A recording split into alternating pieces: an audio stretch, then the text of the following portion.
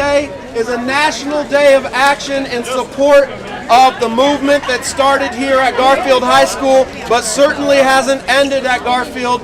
This movement for quality assessment, this movement to get rid of a flawed assessment, the MAP test, began here at Garfield High School, but it has spread to Orca, it has spread to Chief South, it has spread to the Center School, it has spread to Ballard, and now it has spread across the country as we're getting messages flooding in of support from all over the nation. Today we heard that Berkeley, California Federation of Teachers will be holding a lunchtime rally to speak out at Berkeley High School in support of teachers against flawed testing. We heard that in Chicago. All right.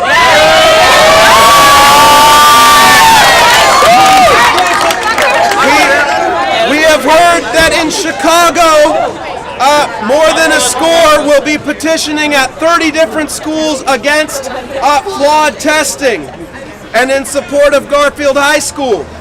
We heard that in Denton, Texas, they're rallying for Garfield. Los Angeles, California, teachers at the UTLA area meeting will be wearing red for education and in solidarity with the MAP test boycotters.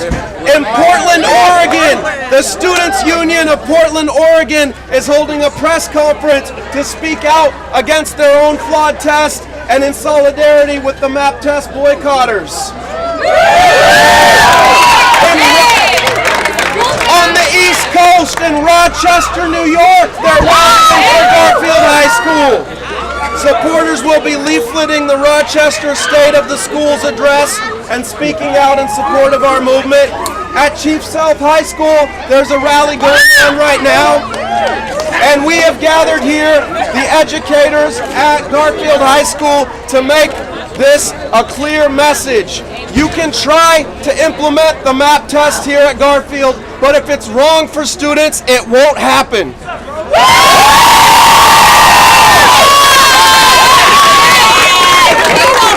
So we want to say thank you to all of our supporters around the country, and we have a couple of statements that have been sent in. There's far too many to read here today, but we have some really important statements we'd like to share with you, and we'd also, Phil, if you have words from PTA, we'd love. The last thing I want to say is that this movement at Garfield High School is a unanimous movement. We've had a unanimous vote of the Garfield High School teachers for the MAP test boycott.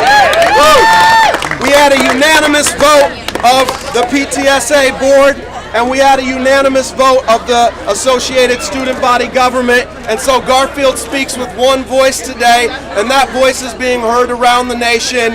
No, scrap the MAP. All right.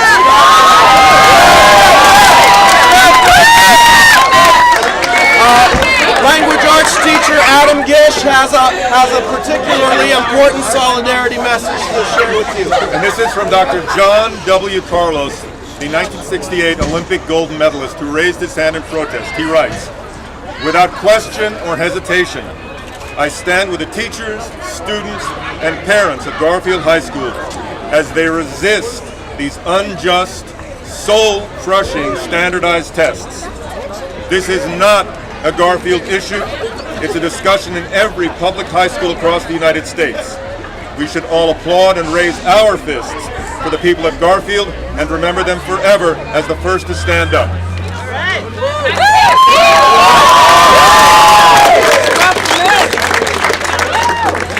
This is a personal message from actor Matt Damon and early childhood educator Nancy Carlson-Page, addressed to the teachers of Garfield High.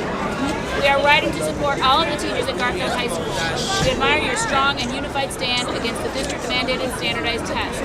Teachers, students, and parents do not have to accept practices that are harmful to them and to the whole meaning and purpose of education. We know it takes courage to risk your jobs in order to stand for what you know is right. Your example holds the promise of inspiring teachers in school districts all over the country to take similar action. Thank you for your strength and courage. We admire you and are behind you all the way. Nancy Carlson-Page and Matt Damon. All right.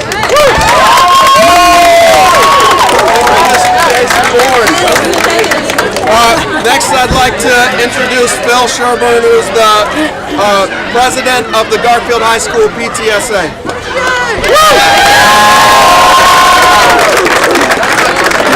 Thank you, Jesse. We just want people to know that the parents stand firmly with the teachers on this issue. We really don't believe that the time of our kids or the teachers ought to be wasted taking a test that really isn't helping anyone. So we're sorry that Superintendent Banda has decided to pursue the test. We think that's a mistake. We hope that we get on with the business of looking for the kind of standardized testing that is going to help kids, that's going to be fair to the teachers in terms of their performance evaluations.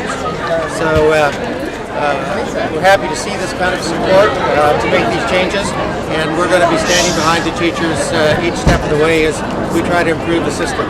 Thank you. All right. Thank you.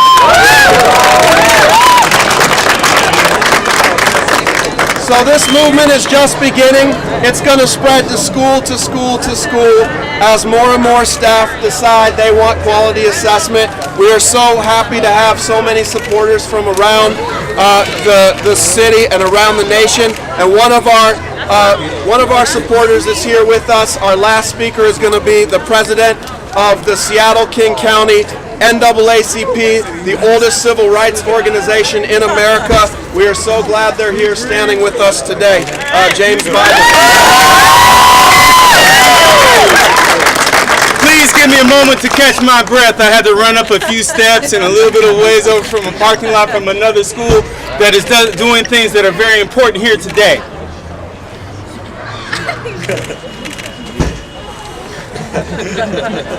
Okay, here we go. We hold these truths to be self-evident in the city of Seattle, that we want education that is meaningful. We hold these truths to be self-evident in the city of Seattle, that we want to learn how our kids are actually thinking rather than checking a box. We hold these truths to be self-evident in the city of Seattle, that at the moment that we see inequity in education, at the moment when we see failures in education because we're focused more on tests and actually teaching our children, we all take a stand.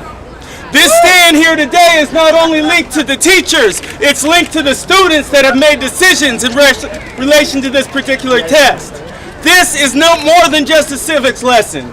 This is actual civic action. The teachers and the students are recognizing that they have control over their education and how they are taught. And at the very least, this particular district can decide to table this test. To table this test. To support the students. To support the teachers. To support those that know that education is based on individual action with your students and not how well they bubble in a C or an A or a B or check a box. We ask for more today. We stand for more today.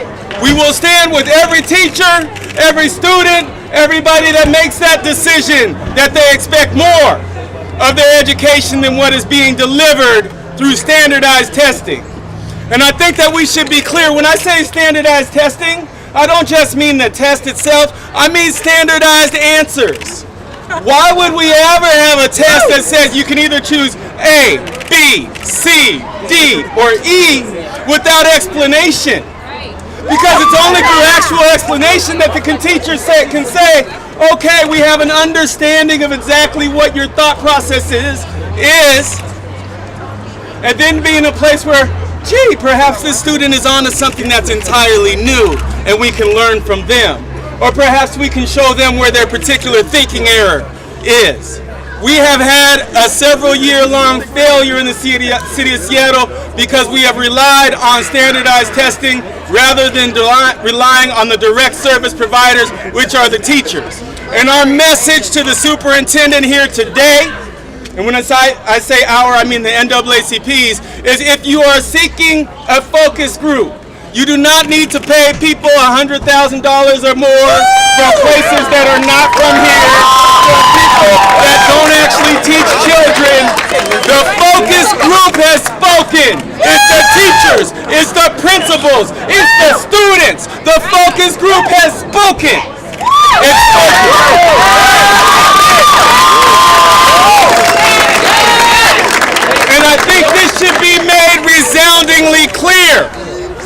The teachers that are taking stands here today and the students that are taking stands as well are standing for some teachers, students, and administrators that do not feel like they are in a place to make the same exact stand. We all know that teachers are way overworked and remarkably underpaid, and this issue on so many levels for so many people is in a lot of ways linked to fear about what happens if they do stand up. And we can't pretend that that's not true too. And that's especially why with every teacher and every child that stands up and is willing to accept that risk, we embrace them because we know they actually care about our children. Thank you.